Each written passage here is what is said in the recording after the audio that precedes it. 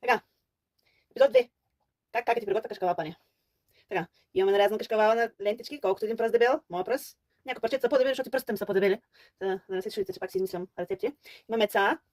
Нямам галета, ама получих разрешение от мастер-шеф Ирина Найденова, че мога да използвам смлян корнфлекс за галета. Така. Олиото ми се загрява и сега започваме да преме. Добавяме яйцето. Добавяме кашкавала в яйцето, не яйцето, кашкавала. После го обвалваме навсякъде хубаво от всички страни.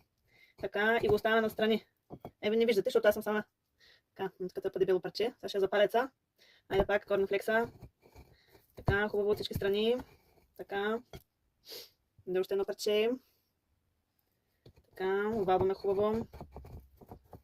Така, хубаво го обвалваме от всички страни. Айде, залепи се бе. Така.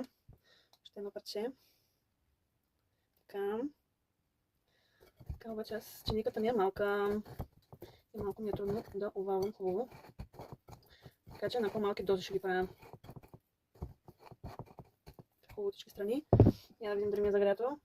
Да, проверката е готова. Айде се овалваме пак в яйце. И слагаме. Така, хубаво го обалям пак. Така, овалвам в яйце. Слагам хубаво овалено.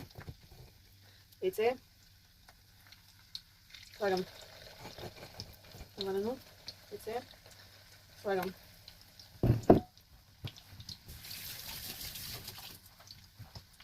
Така, и сега връщаме. Стана ми като омлет върху кашкавал.